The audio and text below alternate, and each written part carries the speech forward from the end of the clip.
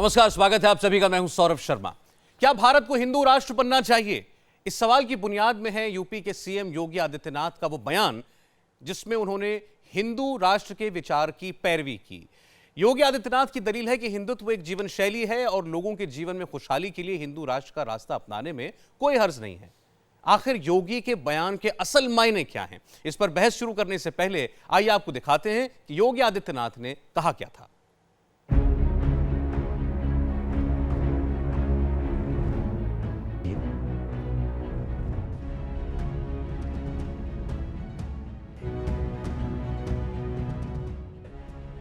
सिंहासन के शीर्ष पर बैठे एक भगवाधारी सन्यासी की जुबान से निकले इन बोल के मायने समझना ज्यादा मुश्किल नहीं है। राजनीति में सक्रिय हिंदू ब्रिगेड हिंदुस्तान को हिंदू राष्ट्र में बदलने के जिस विचार की पैरवी कई बरस से करती रही है, क्योंकि अब उनके हाथ में देश के सबसे बड़े प्रदेश की सरकार की कमान है। बतौर सीएम उनके फैसलों, उनकी गतिविधियों, उनकी दिनचर्या से जुड़ी तस्वीरों में भी हिंदू राष्ट्र वाले विचार की छाप देखने वालों की कमी नहीं है। इसीलिए उनके विरोधी उन्हें नसीहत देने लगे हैं कि पहले संविधान की मूल आत्मा को समझ लें। प्रदेश के मुख्यमंत्री ने जो हिंदू राष्ट्र बनाने की जो बात कही है या उसको समर्थन दिया है, तो उनको ये बात कहने के साथ साथ भारतीय संविधान का भी अध्ययन करना चाहिए। ये सब करने की जगह बिजली की चिंता करना चाहिए, कानून व्यवस्था की चिंता करना चाहिए, सड़कों को चिंता करना चाहिए, किसानों की चिंता करना चाहिए। योगी आदित्यनाथ ने कहा है कि हिंदू राष्ट्र की अवधारणा गलत नहीं है, क्योंकि हिंदुत्व जीवन जीने की एक शैली है और इससे कोई सहमत नहीं है। अब सवाल ये उठता है कि आखिर योगी के बयान के असल मायने क्या हैं? क्या देश को हिंदू राष्ट्र बनाने का बीजेपी का कोई एजेंडा है?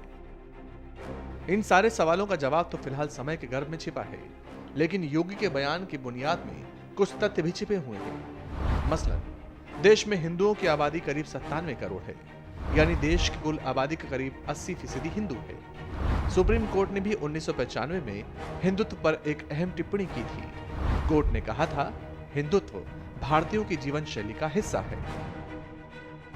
वैसे यूपी के सीएम की कुर्सी पर गोरक्षपीठ के महंत योगी आदित्यनाथ की ताजपोशी भी हिंदुत्ववादी विचार के पैरोकारों के लिए किसी बड़े प्रतीक से कम नहीं है। हालांकि बीजेपी नेता सुब्रमण्यम स्वामी कहते हैं कि हिंदू राष्ट्र का मतलब संविधान में बदलाव करना नहीं है। राष्ट्र एक अस्मिता है और अस्मिता मुसलमान का भी है, क्योंकि वो उनका पूर्वज हिंदू है। इसीलिए जब हम हिंदू राष्ट्र कहते हैं, हम उसको कोई संविधान में परिवर्तन के लिए बिल्कुल नहीं सोचते। हम इसको अपना अस्मिता मानते हैं, इसी उस दृष्टि से कहते हैं। योगी जी ने जो कहा है बिल्कुल ठीक कहा है और सही परिस्थिति में कहा। हिंदू राष्ट्र है, स्वाभाविक है। जिस देश के अंदर सभी धर्मों का सम्मान हो, यही हिंदू राष्ट्र है। तो इरादा जो भी हो, योगी आदित्यनाथ ने हिंदू राष्ट्र का मसला उछालकर एक नई बहस गरमा दी है। योगी आदित्यनाथ ने जो कहा, जिन शब्दों में कहा, वो आपने सुन लिया। अब इस पर बात करने के लिए हमारे पास साथ जो मेहमान हैं उनका परिचय करा दें आपसे। स्टूडियो में हमारे साथ हैं डॉक्टर फहीम बेग, फाउंडर हैं इस्लामिक इतिहास फाउंडेशन के। सुधांशु त्रिवेदी जी भारतीय जनता पार्टी के प्रवक्ता हैं। अबू आजमी साहब समाजवादी पार्टी के नेता हमारे साथ हैं। डॉक्टर मनीषा कायंदे शिवसेना के प्रवक्ता हैं हमारे साथ हैं। अमी याग्निक कांग्रेस पार्टी की तरफ से, और प्रकाश शर्मा जो कि पूर्व संयोजक बजरंग दल रह चुके हैं, वीएचपी में रह चुके हैं और हिंदूवादी नेता की छवि है उनकी, आप भी हमारे साथ हैं। आप सबका बहुत बहुत स्वागत है। सुधांशु जी, मैं शुरुआत आपसे करना चाहता हूं। इस बयान पर कल से बहुत चिंता हो रही है, बहुत लोगों को परेशानी हो रही है। मायावती जी ने कहा कि ये ऐसा कहने से पहले यूपी के सीएम कम से कम संविधान की उठा करके किताब वही पढ़ लेते कि क्या मतलब है। हिंदू राष्ट्र का मतलब क्या है? और योगी जी जब कहते हैं कि इसमें कुछ गलत नहीं है, तो क्या उम्मीद करें आगे होने जा रहा है? देखिए, जब हिंदू राष्ट्र शब्द का प्रयोग किया जाता है तो यहां पर पहली बात समझिए, राष्ट्र शब्द है, कंट्री नहीं। कंट्री एक पॉलिटिकल कोनोटेशन है और राष्ट्र एक सांस्कृतिक। तो हिंदू शब्द जो है ये राजनीतिक संदर्भों में नहीं है, ये सांस्कृतिक संदर्भों में है। इसे मैं एक उदाहरण से देना चाहूंगा। पूरी दुनिया में आप बताइए, कोई एक देश ऐसा बताइए जिसमें दुनिया के सारे रिलीजन्स पाए जाते हो, तो वो सिर्फ भारत है। यहां तक कि वो पारसी जो अपनी जन्मभूमि ईरान से खत्म हो गए, वो अगर बचे हुए हैं तो भारत में। अगर दुनिया के किसी एक देश में यहूदियों के साथ कोई अन्याय नहीं हुआ जो अपनी उन्होंने किताब में लिखा इजराइल के बनने के बाद, तो वो भारत है। और पूरी जिम्मेदारी से कहता हूं, इस्लाम में कुल 72 फिरके हैं, अगर 72 के 72 फिरके किसी एक देश में हैं तो वो भारत है। क्यों है? वो सह अस्तित्व की संस्कृति जिसने हजारों सालों से सभी को साथ में लेकर चलने का एक वातावरण बना के रखा, वही हिंदू संस्कृति है। परंतु आजादी के बाद इस शब्द का बहुत दुरुपयोग किया गया और सर्वोच्च न्यायालय की टिप्पणी के बाद समय काल के दिया है जब सरकारें किसी और की हुआ करती थी। पिछले 2.5 साल से सरकार आपकी है और जिन लोगों को आपने महामंडित किया है उन सबको आज परेशानी है आपकी सरकार से। अरे जनाब, मैं सरकारों की बात नहीं कर रहा हूं, मैं तो हजारों साल पहले की बात कर रहा हूं। महोदय, हम बात कर रहे हैं आपकी सरकार की। आपने जो उदाहरण दिया है वो मेरे मुल्क का उदाहरण दिया है, आपने अपनी सरकार का नहीं। और मैं आपको बता दूं, संवैधानिक पद पर होते हुए एक मुख्यमंत्री ने जिस प्रकार से संविधान की धज्जियां उड़ाई हैं, जो प्रियम्बल शायद उन्होंने पढ़ा नहीं, उस प्रियम्बल की जो आज उन्होंने बलात्कार किया है, यह अपने आप में इस देश में ऐसा संदेश है। शायद हिंदुस्तानियों को लगेगा कि अब वो सरकार आ गई है जो हिंदुस्तानियों के मौलिक अधिकार, उनके बोलने के अधिकार, देखिए, मुझे इनके इस वाक्य पर गंभीर आपत्ति है कि इन्होंने संविधान की प्रस्तावना, जिसे डॉक्टर बाबा साहब अंबेडकर ने संविधान की आत्मा कहा था, उसके लिए बलात्कार जैसे शब्द का प्रयोग किया है। आपने मैं इनसे पूछना चाहता हूं, बताइए, भारत का जो राष्ट्रीय चिन्ह है, सुनिए जी, आदर्शवाद की बात करना अलग बात है। अरे मेरी बात पूरी होने दीजिए, आपने बीच में हस्तक्षेप किया, मैं बोल लूं, उसके बाद जो जवाब देना वो आप दीजिएगा। बताइए, भारत का जो राष्ट्रीय चिन्ह है जिसमें अशोक की लाट है, मायावती जी से पूछना चाहता हूं, उसके नीचे वो कहां से निकला था? सारनाथ से, जिसके नीचे क्या लिखा है? धम्म चक्र। और वहीं से भारत के राष्ट्रीय ध्वज में अशोक का चक्र लिया गया। धम्म चक्र मतलब क्या? धर्म का चक्र है। इसलिए हिंदू धर्म है और बाकी सब संप्रदाय हैं। रिलीजन एंड धर्म, इन दोनों में अंतर समझना चाहिए। अन्यथा मैं पूछना चाहता हूं, आप संप्रदाय की एक परिभाषा बताइए जो हिंदुइज्म पर खरी उतरती हो। एक पूजा पद्धति, एक देवता, एक पुस्तक, एक विचार, कुछ भी एक नहीं, सब तरफ सब प्रकार की छूट है। इसलिए रिलीजन की कोई डेफिनेशन हिंदुइज्म पे नहीं आती, इसीलिए सर्वोच्च न्यायालय ने निर्णय दिया था। भाई, अदालत ने जो कहा था, आप भी उस बात को दोहरा रहे, मैं आपकी बात को मान लेता हूं, लेकिन जब कोई संवैधानिक पद पर बैठा व्यक्ति, मुख्यमंत्री, हिंदू राष्ट्र की बात कहता है, तो इससे डाउन द लाइन मैसेज क्या जाता है? दूसरे धर्मों के लोग जो आप कह रहे हैं उसको वैसे समझ पाते हैं या नहीं, या उनके मन में कोई खदशा उनके मन में पैदा होता है? अबू आजमी अगर कोई कहता है हिंदू राष्ट्र, अभी सुधांशु त्रिवेदी कह रहे हैं हिंदू राष्ट्र का हिंदू धर्म से कोई लेना देना नहीं है, संस्कृति है, तो किस बात का डर है एक मुसलमान के मन में? देखिए, आदित्यनाथ जी जिन्होंने ये बात कहा है, उन्होंने थोड़े कुछ दिनों पहले एक भाषण किया था सिद्धार्थ नगर में। उन्होंने कहा था कि इन मस्जिदों की मीनारों से जो अल्लाह अकबर का नारा आता है, जब तक इन मीनारों से अल्लाह अकबर की जगह पर हर हर महादेव का नारा नहीं आएगा, हम उस दिन तक हम चैन से बैठने वाले नहीं हैं। उन्होंने कहा था मुसलमानों का तुष्टीकरण सब पार्टियां कर रही हैं, इस देश को हिंदू राष्ट्र बनाकर मुसलमानों का वोटिंग राइट छीन लेना चाहिए, ताकि मुसलमान जब वोट देने लायक नहीं रहेगा तो कोई पार्टी उसको पूछेगी नहीं। यानी वही व्यक्ति आज जो हिंदू राष्ट्र की बात कर रहे हैं, तो मैं समझता हूं कि वो इस देश के संविधान को तोड़ना चाहते हैं। अभी जो सुधांशु जी कह रहे थे, बहुत सही बात है। ये देश हजारों सालों से हिंदू, मुस्लिम, सिख, ईसाई का भाईचारे का गहवारा है, सब मोहब्बत से रहते हैं यहाँ पर एक दूसरे से। अब उसको आप कहेंगे ये हिंदू व्यवस्था में हो रहा है, तो मुझे खुशी है कि अगर इस व्यवस्था में हो रहा है तो बहुत अच्छी बात है। लेकिन ये बताएं ना कि अब जो हिंदू राष्ट्र की बात हो रही है, क्या इस देश के संविधान को बदलेंगे? वो संविधान जो डॉक्टर भीमराव अम्बेडकर ने, जो संविधान जो श्यामा प्रसाद मुखर्जी ने बनाया था, वो संविधान जो सरदार वल्लभ भाई पटेल ने बनाया था, इस देश की एक जहती के लिए, भाईचारगी के लिए, मजबूती के लिए। मैं अबू आजमी साहब की इस बात का जवाब देना चाहता हूं। ठीक ठीक, जी हाँ, दीजिए। सुधांशु जी पहले आप बोलिए। देखिए, अबू आजमी साहब ने एक बहुत अच्छा प्रसंग छेड़ दिया। सबसे पहले हिंदू और मुस्लिम राष्ट्र का विषय 1947 में आया, जब मुस्लिम लीग ने अलग देश की मांग की और इस देश का विभाजन हुआ। मगर आप एक संयोग देखिए, उसी का उदाहरण देख लीजिए। जब भारत बना तो हिंदू बाहुल्य था, मगर यह सेकुलर देश बना, क्योंकि हिंदुइज्म की संस्कृति की अवधारणा में सेकुलरिज्म है। और देखिए, पाकिस्तान जो इस्लाम के नाम पे एक बना, वो सबको साथ रख पाया क्या?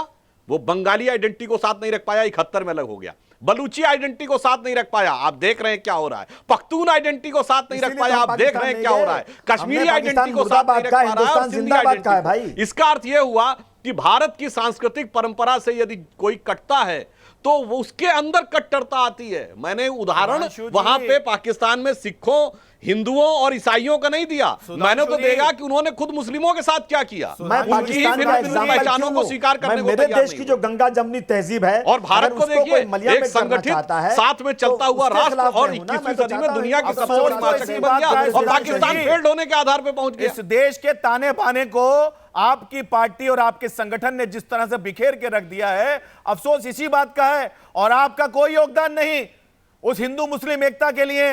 आपने जब से सरकार संभाली है, जब से देश को संभाला है, आपके इस पूरे काल में मुसलमानों के साथ नहीं बल्कि हर धर्म के लोगों के साथ कहीं ना कहीं परेशानी आई है। और जो अबू आजमी साहब ने कहा है कि हिंदुस्तान का मुसलमान परेशान है, मैं उनकी मुखालफत करता हूं। बिल्कुल हिंदुस्तान का मुसलमान किसी भी परेशानी में नहीं है, मगर कहीं ना कहीं दिल दुखाने की बातें हो रही हैं आपके नेताओं की तरफ से। मैंने बिल्कुल नहीं कहा है, मैं ये कह रहा हूं कि ये लोग परेशान करना चाहते हैं। जी सुधांशु जी, आपके नेताओं की वजह से दिल को जो दुखाया जा रहा है, और मैं आपके इस आडंबर को भी बता दूं सुधांशु जी, ये आडंबर है आपका, ये हिंदुस्तान के 97 करोड़ हिंदुओं की आवाज नहीं, ये एक पर्टिकुलर पार्टी की, एक पर्टिकुलर विचारधारा की आवाज है। मुखर्जी का बनाया हुआ कानून, डॉक्टर अंबेडकर, श्यामा प्रसाद मुखर्जी, सरदार वल्लभ भाई के बनाए हुए कानून से मुसलमान बहुत खुश है, परंतु ये लोग जो आकर के बीच में ये हिंदू मुसलमान के नाम पर बंटवारा करना चाहते हैं, ये देश के लिए ठीक नहीं है। मैं एक इतिहास का उदाहरण बताता हूं। यदि हिंदू साम्राज्य रहा है भारत के इतिहास में, तो हिंदू पद बादशाही थी जो छत्रपति शिवाजी महाराज ने स्थापित की थी। बताइए किसी इतिहासकार ने कभी लिखा कि उसमें किसी के साथ डिस्क्रिमिनेशन हुआ, किसी का धार्मिक स्थल तोड़ा गया, किसी के साथ अत्याचार हुआ? हमारा नहीं, ब्रिटिश इतिहासकारों ने भी नहीं लिखा। आपके द्वारा ये होती है वो उदारता की विचारधारा जिसमें सबको साथ में लेकर चलने का विचार है, इसमें कहीं किसी के साथ डिस्क्रिमिनेशन नहीं है। इसीलिए अगर आप हिंदुइज्म को रिलीजन माने तो it is the only religion which never believes in conversion, जो धर्मांतरण में विश्वास ही नहीं करता भाई, जो कहता जो पैदा हो गया वही ठीक है, जो ईश्वर ने कर दिया उसी के साथ ठीक है। इसी वजह से आडंबर मत कीजिए। नहीं आडंबर नहीं, मेरी बात सुनिए। इसी वजह से दुनिया के जितने भी बड़े देश हैं, विश्व के इतिहास में भारत एकमात्र देश है जो कि कभी किसी का विस्तार करके कब्जा नहीं करना चाहता। गौरक्षा के नाम पर only religion, if at all you consider as religion, which never believes in conversion. That's why India is the only major country in the world which never believes in invasion. ये है भारत की संस्कृति। सुधांशु जी, ये कुछ सवाल वहां भी हैं, ये भी बताइए। वाकया हुआ है अलवर में, एक तस्करी के आरोप में एक व्यक्ति की पीट कर जान ली गई कि वो गौ तस्करी कर रहा था। जयपुर में एक रेस्टोरेंट बंद करा दिया गया इस शक पर कि वहां पर जो है गौमांस वहां परोसा जा रहा है। इस किस्म की जब बातें होती हैं और उनकी उस स्तर पर आलोचना नहीं की जाती जो होनी चाहिए, जब संसद में उसको डिफेंड किया जाता है, जब राज्य के मंत्री ये कहते हैं कि ये क्रिया हो रही थी, इसके प्रतिक्रिया में ऐसा हो गया, तो लगता है कि आप वो सख्त संदेश ऐसे तत्वों को नहीं दे रहे क्योंकि वो आपके अपने हैं। नहीं, देखिए हम ये बहुत साफ कहते हैं, हमारी पार्टी का मत है। आप कैसे कह रहे नहीं कर रहे? अरे प्रधानमंत्री तक ने गौरक्षकों के विषय में क्या बोला था, इससे ज्यादा आप कोई बात कह सकते हैं? और अगर कोई वक्तव्य आया है तो संसद में देश के गृह मंत्री, प्रधानमंत्री, राष्ट्रीय अध्यक्ष, वित्त मंत्री सबने बोला है। जुमलेबाजी कब तक चलेगी? घटनाओं के एवरेशन लेते हैं तो फिर ईमानदारी से ये जुमलेबाजी कब तक चलेगी? राज्यों में योजनाबद्ध ढंग से लोगों का मैसेकर किया गया, भगाया गया, करते रहिए, लोगों की जानें लेते रहिए, लोगों का पलायन हुआ, उसके ऊपर लोगों ने कैसे चलेंगी? सुधांशु जी, हम उसकी तुलना नहीं कर रहे, हमारे यहाँ तो सर्वोच्च स्तर से प्रतिक्रिया हुई है। जब कोई व्यक्ति मारा जाता है तो आप जांच का विषय करके छोड़ देते हैं, और जो मारने वाले उनको महामंडन किया जाता है। संगीत सोम को मुजफ्फरनगर दंगे कराने के बाद विधायक बनाया जाता, मंत्री बनाया जाता है। आपने जिस संगीत सोम का नाम लिया, समाजवादी पार्टी की सरकार उत्तर प्रदेश में और केंद्र में कांग्रेस की सरकार थी। बताइए अदालत में आप एक चार्जेस फ्रेम कर पाए क्या? क्या भारत बनेगा हिंदू राष्ट्र? यूपी के सीएम योगी आदित्यनाथ कहते हैं कि इस सोच में, इस अवधारणा में कुछ खराबी नहीं है और अगर देश हित के लिए ये जरूरी है तो इसमें किसी को शिकायत नहीं होनी चाहिए। इसी पर बहस हो रही है। हमारे साथ फहीम बेग स्टूडियो में है और थोड़ी देर पहले एक बात कही थी सुधांशु त्रिवेदी ने। फहीम बेग साहब वो कह रहे हैं जब बाकी इस्लामी मुल्कों में, जहाँ पर जो जनसंख्या है ज़्यादा मुसलमानों की, मुस्लिम बहुल देशों में, वो अपनी कल्चरल आइडेंटिटी, इतिहास में अगर कहीं हिंदू संस्कृति का कोई अंश देखते हैं तो उन्होंने उसको सहेज के रखा हुआ है, वो उनकी पहचान का, आइडेंटिटी का हिस्सा है। वो ये कहते हैं कि भारत का मुसलमान क्यों राम को भी नहीं अपना लेता, क्यों नहीं मानता कि इस राष्ट्र में राम की एक राम के नाम पर इस राष्ट्र में लोगों की भावनाएं जुड़ी हुई हैं। देखिए, सबसे पहले अल्लामा इकबाल के उस शेर को आपको याद होगा, इमाम हिंद कहा गया है श्री राम को, और मुसलमानों की सम्मान और श्री राम के लिए जो आस्था है वो उतनी ही है, उतनी पाक है। मगर जब मामला आता है आस्था का, धार्मिक आस्था का, तो इस्लाम में एक खुदा, एक कुरान, एक नबी की जो कॉन्सेप्ट है वो पूरी दुनिया में एक है। मगर आज जिस तरह से श्री राम को बदनाम किया जा रहा है चंद पॉलिटिकल लोगों की तरफ से, तो वो कहीं ना कहीं श्री राम की उस आस्था को, उस सम्मान को कहीं ना कहीं ठेस पहुंचा रहा है। दूसरे धर्म के लोग जिस तरह से इमाम हिंद हम मानते हैं श्री राम को, और मैं पूरी जिम्मेदारी के साथ कह रहा हूं 97 करोड़ मेरे हिंदू भाई जिस राम के आगे नतमस्तक होते हैं, हम उसका पूरा पूरा एहतराम करते हैं, क्योंकि श्री राम हमारे हिंदुस्तान के इमाम हिंद हैं। ठीक, लेकिन राम मंदिर पर बहस चलती रहेगी और वो फैसला अदालत ही करेगी। राम मंदिर जब 97 करोड़ लोग आप मान रहे हैं कि वो उनकी आस्था है राम में, तो फिर राम मंदिर इतना बड़ा मुद्दा क्यों है? नहीं, बिल्कुल मुद्दा नहीं। राम मंदिर मैं इसमें भी फिर कहूंगा कि इसमें भी सियासत ने अपना घर बना लिया, जिस वजह से मंदिर और मस्जिद का झगड़ा इतना लंबा खींचा गया, और इसका फायदा वो भूल जाएंगे नहीं। और टीवी पे ज्ञान दे रहे हैं कि हम राम को इमाम हिंद मानते हैं। जी बिल्कुल, यही तो ये जो दोहरा रवैया है, ये तो बात अच्छी नहीं है। यही है, जो मन में है वो जबान पे है, आपकी तरह नहीं, आपकी तरह नहीं। मौलाना साहब, आप घोषणा पत्र में सबका साथ सबका विकास, और जब सत्ता में आ जाए तो लोगों की गर्दनें कटवाएं। बाबर को अपना आदर्श मानते हैं। श्रीमान शर्मा जी, पूरा देश देख रहा है। श्रीमान शर्मा जी, जो मन में है वो जबान पे है। भारत की जनता के सामने उनकी बात सुन लीजिए। प्रकाश शर्मा बोलिए। आपके इमाम हिंद हैं, लेकिन उनकी जन्मभूमि पर बाबर लुटेरा जिसने हिंदुस्तान को लूटा, उसके नाम पर आप इमारत जबरदस्ती खड़ी करवाना चाहते हैं, तब जबकि हाई कोर्ट ने उसको घोषित कर दिया है कि वो स्थान राम की जन्मभूमि है। देखिए, ये काम न्यायपालिका का है और उसको जो फैसला आएगा उसको माना जाएगा। कौन मना कर रहा है उस बात को? जो मामला विचाराधीन है, हाई कोर्ट ने फैसला दे तो दिया, कहाँ दे दिया? अरे कदम वापस अरे कौन से जमाने में रह रहे हैं शर्मा जी? कि राम इमाम हिंद, अरे कौन से देश की बात कर रहे हैं? कहाँ फैसला आ गया? फैसला भी अटका पड़ा हुआ है। अगले महीने में सुनवाई होगी, सुरक्षित हो गया है। जहां और हमने कहा है जजेस जो तीसरे कोर्ट का, सर्वोच्च न्यायालय का जो फैसला आएगा। अच्छा, बाबर आपके लिए बाबर क्या है और राम क्या है? राम तो इमाम हिंद हो गए, बाबर का आपकी क्या रिश्तेदारी है, जरा यही बता दीजिए भारत की। सुन लीजिए, आप सुन लीजिए, बाबर से आपकी क्या रिश्तेदारी है? सुन लीजिए प्रकाश जी, सुन लीजिए, पूछ लिया सवाल आपने। अब आप जब अपनी मानसिकता को दूषित कर लेंगे तो आपको अच्छाई भी बुराई नजर आएगी। मैं साफ, अरे अब हमारी मानसिकता खराब आपको दिखने लगी, आपके पास प्रश्न का जवाब नहीं है। अरे मैं देता रहा हूं जवाब आपको। चाहते हो बाबर राम से ऊपर नहीं हो सकते। इमाम हिंद कह रहे हो श्रीमान जी, बाबर राम से ऊपर नहीं हो सकते। श्री राम से ऊपर, यह सबसे बड़ा सच है। जिस पर 97 करोड़ लोगों की आस्था है, उस पर बाबर कभी सर्वोपरि नहीं हो सकते। वहां पर यह मुद्दा अदालत का है, सर्वोच्च न्यायालय का है, और हम सर झुकाकर। जरा देखें आपका कितना बड़ा दिल है, आप राम को इमाम हिंद बता करके और भारत का वाहवाही लूटना चाहते हो। अरे आपकी मानसिकता दूषित है।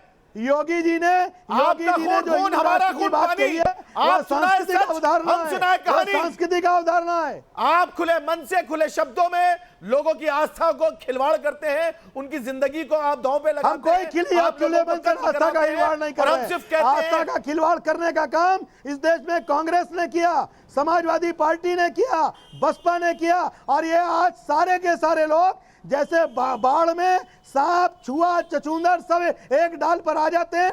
इसलिए नरेंद्र मोदी जी के नेतृत्व और भारतीय जनता पार्टी की वजह से घबराकर किराएदार, उनकी किराएदारी खत्म हो गई, वो चले गए। 5 साल में आपकी किराएदारी भी जाने वाली है। कोई नहीं रहा, ना अंग्रेज रहे, ना बाबर रहे, ना मुगल रहे, और आपके पेट में दर्द रहेंगे। इसीलिए आपको मोदी खराब लग रहे हैं, मनीषा, इसीलिए आपको योगी एक एक करके बाकी मेहमानों को बीच में। हिंदू राष्ट्र में भारत के मुसलमान की वो हालत होगी जो पाकिस्तान में आज वहां के हिंदू की है। ये आपको सवाल पाकिस्तान के लोगों को पूछना चाहिए। पाकिस्तान में रहने वाले सपना आप देख रहे हैं, पूछना चाहिए। हिंदुस्तान की गारंटी रहने वाले मुसलमानों को पूछना चाहिए। नहीं, सवाल ये कि क्या हिंदू राष्ट्र में मुसलमान हो, चाहे वो क्रिश्चियन हो, चाहे वो सिख हो या कोई भी और मजहब हो हिंदू के अलावा, क्या वो वैसे ही सुकून से, चैन से, आराम से, पूरी आजादी के साथ जीता रहेगा जैसे जीता आया है? या पाकिस्तान में जहां माइनॉरिटीज के ऊपर अत्याचार होता है, जिनकी जनसंख्या 20% से घटकर हिंदुओं की 2% रह गई आज आजादी के बाद से, कहीं वैसा तो नहीं होगा भारत में? ये शंका आपके मन में है कि वहां के हिंदुओं के मन में है? कि वहां के मुसलमानों के मन में है? नहीं, ये यहाँ के मुसलमानों के मन में है, ये भारत के क्या ये मुसलमानों के आपकी मन में शंका है। है? नहीं, यहाँ हमारी के शंका मुसलमानों है। के मन में शंका नहीं है। मनीषा जी, ये ये हमारी कई लोग शंका ऐसे है, पैदा कर देते हैं ये हमारा शंका। सवाल है आपसे, शंका नहीं, ये सीधे तौर पे सवाल है। क्या हिंदू राष्ट्र किसका का सवाल सपना है? वही है जो पाकिस्तान का किसका आज वहां सवाल पर है? किसका सवाल है, बताइए ना। ये मेरा सवाल है। मनीषा जी, बातों की जलेबी मत बनाइए। सलीम बेग साहब पूछ ठीक है, रहे हैं। सुधांशु त्रिवेदी, जब क्योंकि मेरे आप इस सामने सवाल का स्क्रीन जवाब नहीं दे है। दीजिए। सुधांशु त्रिवेदी, देखिए, अभी जो अबू आदमी साहब ने एक बात कही थी, उससे मैं एक बात निकाल के कहता हूं। जो आपने कहा ना कि इस सो कॉल्ड हिंदू राष्ट्र में क्या होगा, इसका उदाहरण वहां से लीजिए। भगवान राम को हमने भगवान माना और रावण को शैतान माना, मगर जब रावण की मृत्यु हो रही थी और वो पड़ा हुआ था मृत्युशैया पे, तो भगवान राम ने क्या कहा? अपने भाई लक्ष्मण से कहा, इसके चरणों के पास जाकर बैठकर इससे राजनीति सीख के आओ। यानी जिसे विरोधी माना, शैतान माना, उसके भी गुणों का सम्मान, यह है रियल सेकुलरिज्म। और उसका आज उदाहरण क्या निकल के सामने आया कि जब भारत का बंटवारा हुआ, तो आप देखिए कि पाकिस्तान से जो लोग भारत आए वो आके फ्लरिश किए और सब एक दूसरे में समाहित हो गए, मगर भारत से जो लोग पाकिस्तान गए, जबकि पाकिस्तान इस्लामिक ब्रदरहुड के नाम पे बना, भारत हिंदू ब्रदरहुड के नाम पे नहीं बना, उन्होंने वहां स्वीकार नहीं किया। उनको कहा मुहाजिर हैं, हमारी नौकरी और वो खाए जा रहे हैं, और अपने लोगों को भी नहीं किया। ये अंतर है। इसलिए जिसको आप सो कॉल्ड हिंदू राष्ट्र कहते हैं, वो तो सबको साथ में लेके चलने वाला है। और जैसे कि अभी उन्होंने एक वाक्य बोला था जो अल्लामा इकबाल ने लिखा है कि है राम के वजूद पे हिंदोस्तां को नाज, अहले नजर समझती है इनको इमाम हिंद। तो अगर आप उनको चलिए महापुरुषी मान लीजिए, ना भगवान मानिए, तो मैं कहूंगा कि इस्लाम तो अमले रसूल है, अमले बादशाहत नहीं। तो एक बादशाह जो था आपका, वो भी अत्याचारी बाबर, उसके लिए काहे का संघर्ष करना भाई? भगवान राम को सब लोगों को मानना चाहिए। और 25-30 साल पहले कौन किसका बाप है, ये आस्था का विषय था। आज डीएनए टेस्टिंग के द्वारा 2 दिन में प्रूव हो सकता है। वैसे ही ह्यूमन जीनोम की मैपिंग भी हो गई है। बस रुक जाइए, 15-20 साल के बाद पूरा प्रूफ हो जाएगा जेनेटिक मैप से कि भारत के रहने वाले सारे लोगों का जेनेटिक पूल एक ही है। पद्धति कुछ भी हो, पूजा पद्धति बदलिए, हमें आपत्ति नहीं है, मगर जो पूर्वज है उसको पूर्वज मानिए। और ये विज्ञान अगले 15-20-25 साल में सिद्ध कर देगा। क्या आप ये कहना जिसमें चाहते बहस की गुंजाइश नहीं रहेगी। सुधांशु जी, क्या आपका आरोप ये है कि हिंदुस्तान में ऐसे मुसलमान भी हैं जो अपने आप को, अपना ओरिजिन, अपना उद्गम भारत में नहीं भारत से बाहर मानते हैं, इसलिए उनकी आस्था भारत से बाहर है? बहुत अच्छा आपने प्रश्न क्या ये किया कहना है। चाहते हैं? बिल्कुल, बहुत अच्छा आपने प्रश्न किया है कि जब आप बाबर के नाम पे बने हुए ढांचे के लिए कहते हैं जिसकी मां मंगोल और बाप उज्बेक था, तो आप खामखा में अपने को भारत से बाहर जाके जोड़ते हैं।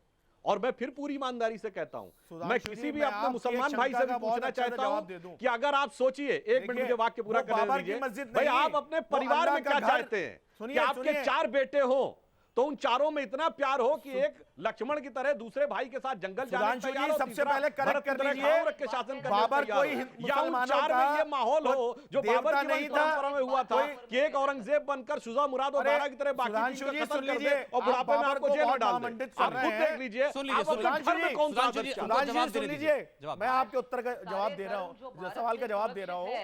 बाबर को आप महामंडित मत कीजिए। बाबर हमारा खुदा नहीं था, बाबर हमारा कोई इमाम नहीं था, बाबर हमारा कोई धार्मिक गुरु नहीं था। ये मस्जिद अल्लाह के घर की इबादत है, उसका घर है, उसके नाम पर मामला है। बाबर को लेकर हम कोई लड़ाई नहीं लड़ रहे। और बनाई भाई अगर ऐसा है बता दूं तो आपने बाबर कौन था, क्या था, एक अलग विषय है। जमीन आई, वो अगर अल्लाह के आजाद घर जहाँ पर इबादत आप करनी है, बाबर के नमाज नाम पढ़ी पर चीज जाती ऐड है। करना चाह रहे हैं, मामला जबकि वो है। पाकिस्तान अपनी प्रस्तुत सबमरीन करता है। मिसाइल का नाम बाबर 2 और बताइए। सरफेस टू एयर मिसाइल का नाम बताइए बाबर तो 1 रखता कहाँ से है। आई जमीन आपके पास? और हम जिसपे कहते हैं यहाँ आपने बाबर अल्लाह के का नाम पे हम दरबार एक्शन कर दिया। कमेटी बनाएंगे। अरे आप भारत को मूर्ख नहीं बना सकते। हाई कोर्ट का सारा जजमेंट आपके खिलाफ है। अरे तो रुक जाइए ना, कोर्ट का अभी फैसला आने दीजिए, अरे दूध रुके, का दूध पानी का चिंता पानी मत हो करिए। जाएगा। और हमने तो ऐलान किया है दूध और पानी हमें जो मालूम है। सर्वोच्च न्यायालय जैसे का शाहबानों के जो केस में आदेश आप लोगों होगा, ने इस भारत की देश का सुप्रीम कोर्ट के मुसलमान खिलाफ सर विद्रोह झुकाकर किया था, उसको आप मानेगा। इसमें भी वही करने वाले हो। आप शर्मा आपकी जी, मानसिकता जैसे मुस्लिम नेता जब तक इस देश में रहेंगे, मुस्लिम समाज को सुख जरा और इस शांति नहीं आईने को मिलेगी। घुमा और लीजिए। ये मुस्लिम समाज समझ इस रहा है। आईने को घुमा आप लीजिए ट्रिपल शर्मा तलाक जी, पर कुछ- आप जैसे आप नेता हाजी इस अली देश में दरगाह हिंदू पर के चुप नाम हो पर, जाते हैं। राम के नाम पर लोगों को आप भड़काते शाहबानों के रहेंगे, दर्द इस से देश आपको का कोई विकास मतलब होने वाला नहीं और है। आप बने में मुसलमानों के खैर ख्वाह हैं, चिंता मत करिए। ठीक, आपसे अच्छा। ज्यादा खैर ख्वाह सुनिए, नरेंद्र मोदी और योगी जी हैं। फहीम बेग, एक तो सवाल मुसलमानों को फहीम बेग वास्तव से। में प्रकाश उनका जी, हक दिलाएंगे। एक मिनट फहीम बेग, एक सवाल, बहुत से लोग इस बात को कहते हैं और आप चर्चाओं में जाएं तो ये अक्सर सवाल उठता है कि मुसलमान, भारत का मुसलमान, क्या वो अपने दीन की वजह से, अपने मजहब की वजह से और मजहब से जो उसको शिक्षा मिली है उसकी वजह से वो राष्ट्र को, उस जमीन को जहां वो पैदा हुआ, उस देश में जहां वो रहता है, क्या वो उसके लिए दूसरे स्थान पर आता है और पहले उसके लिए अपना दीन है? इसका बहुत अच्छे शब्दों में आपको जवाब दे दूं, मैं दीन के नाम पर सर झुका सकता हूं और देश के नाम पर सर कटा सकता हूं। अब आप इसका मतलब निकालते रहिए। बताइए सुधांशु जी, इस जवाब में कोई कमी थी? देखिए, मैं बिल्कुल, उन्होंने जवाब दिया और उसके अंदर जो आगे कमी है वो भी बता देता हूं। साहब, ये देश जब शुरू हुआ था ना, तो बताइए आजादी के समय लाल किले पे 15 अगस्त को शहनाई किसने बजाई थी? उस्ताद बिस्मिल्लाह खान ने, पहला स्वर उन्होंने दिया था। इस देश के लिए शहीद होने वाला पहला शहीद कौन था? गैलेंट्री अवार्ड पाने वाला ब्रिगेडियर उस्मान, जो कि कश्मीर की लड़ाई में मारे गए। और 21वीं सदी में यदि ओबामा ने कहा India is not emerging, India is emerge, तो वो उस दिन शुरू हुआ था जिस दिन पोखरण विस्फोट हुआ, जिसके चीफ आर्किटेक्ट अबुल कलाम थे। मगर अफसोस, मैंने कभी नहीं देखा ब्रिगेडियर उस्मान की जयंती मनाते हुए, बिस्मिल्लाह खां की जयंती मनाते हुए, अबुल कलाम को महिमा मंडित करते हुए। ये जो धारा पिछले 50-60 सालों में चली ना, जो अफजल गुरु और याकूब मेनन के नमाज और उनको महिमा मंडित करने में लग गई, उसने मुसलमानों को अपने असली जो नजरिया था उससे भ्रमित कर दिया। वरना मैं तो कहता हूं मुसलमान देश की संस्कृति महात्मा गांधी की जयंती मनाते हैं, अबुल कलाम आजाद की भी जयंती मनाते हैं, भीमराव अंबेडकर की भी जयंती मनाते हैं और इस देश के उन तमाम लोगों को जिन्होंने मेरे मुल्क को आजाद कराया है उनकी जयंती भी मनाते हैं, अब्दुल हमीद की शहादत की 50 और हाथ उठाकर खुदा से दुआ करते हैं। मगर कोई नहीं गया वहां पर, गए तो सिर्फ मेरे मुल्क में हमेशा पैदा होते रहे, बाकी कोई नहीं गया। वीर अब्दुल हमीद के घर के ऊपर ही था। मेरे ख्याल में आप सबने जो बातें कही लोगों ने सुन ली। बहुत बहुत धन्यवाद सुधांशु त्रिवेदी, अमी याग्निक, मनीषा कायंदे, प्रकाश शर्मा और फहीम बेग, आप सबका बहुत बहुत शुक्रिया।